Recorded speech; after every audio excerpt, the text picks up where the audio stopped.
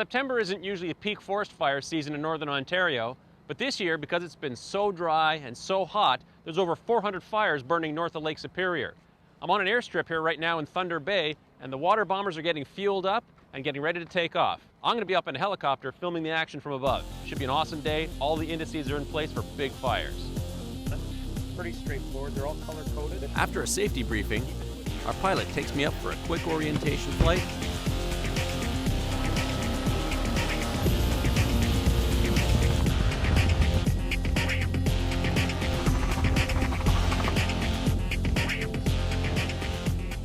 Then into some regulation gear and off to the command center. Helitac 137, Thunder Bay, go ahead. 60, that's Roger. This is the main fire response command center here. Basically what these guys are doing is keeping track of where all the fires are, all the resources, the firefighters, the helicopters, the water bombers, everything. Got the radio control room over here for all the telecommunications. It's all done from here. This is the brain center of the whole fire operations here in Thunder Bay. This is a war room, and these commanders make split-second decisions that affect property and lives. The team here directs an army of water bombers, helicopters, trucks, and ground crews across a massive area of northern Ontario. I get a briefing on the fire situation and discover why the fire season is so extreme this year. So each one of these stars represents a separate fire, right? Well, 2006 was a dry year right from the very start, and we've had a lot of fires. We've been dealing with the fire. This dry spell, this drought-like condition just kept worsening, and then what happened in early September was a lightning storm came through. Thousands of lightning strikes. Warm, dry conditions, sparks and tinder dry forest has led us to experience extreme burning conditions.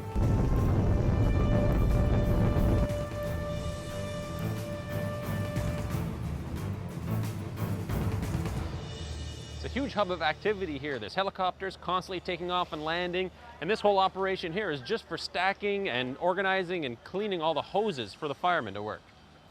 This operation needs miles of hoses and a small army to maintain them. It's an endless cycle of drying, repairing, and redeploying equipment to the crews. They have an entire tower just for drying.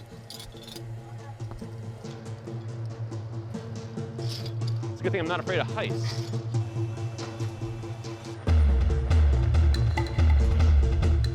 But now it's time to get into the action.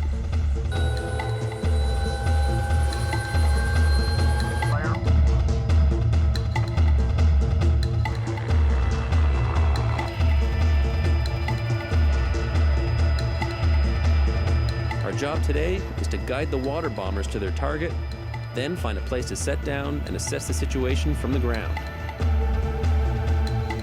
This is some of the most extreme flying you'll ever see. Nobody but the pilots are allowed on the aircraft, so this footage is very rare. Don't planes usually slow down during landings? Imagine flying this huge plane 250 kilometers per hour, skimming over the water, then picking up a swimming pool and safely dropping it on an inferno. Over and over again.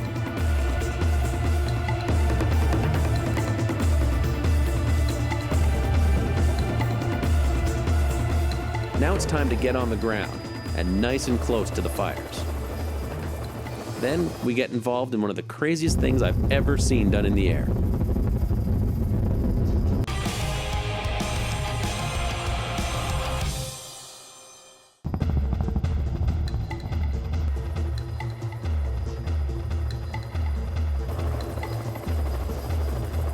We've just landed in the middle of a raging forest fire to get a closer look. We're actually right here at the fire line. We had to land the helicopter in the road, and that's really the only way to get to this fire. This is about as close as we can safely get. Luckily, we have an escape route here with this road that we just landed on. If you want to find fire, follow the hose. This fire here is Thunder Bay 246, and we've been here now 3 days. And when we first got here, the fire was just out of control. and I believe that part of the fire is still out of control. Romeo, how are you guys making out there with the chainsaw work? We gotta pull back a few times because the fire is just too hot. This is very unusual for this time of year. Never be uphill from the fire, because it can actually go faster uphill than it can downhill. And we just got word on the radio that the water bombers are coming back here, so it's time to get out of Dodge and not get sandwiched between the fire and the water bombers.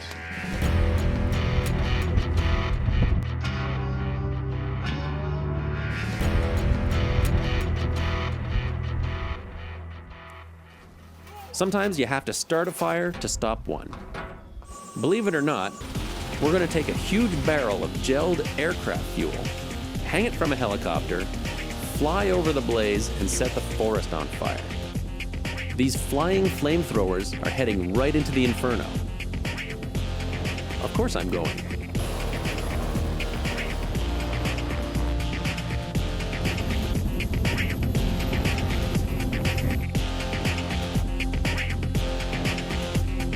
The smoke and heat are so intense.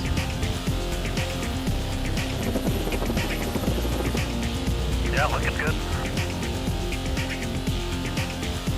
This may seem like madness, but these burns actually save property, forests, and sometimes lives.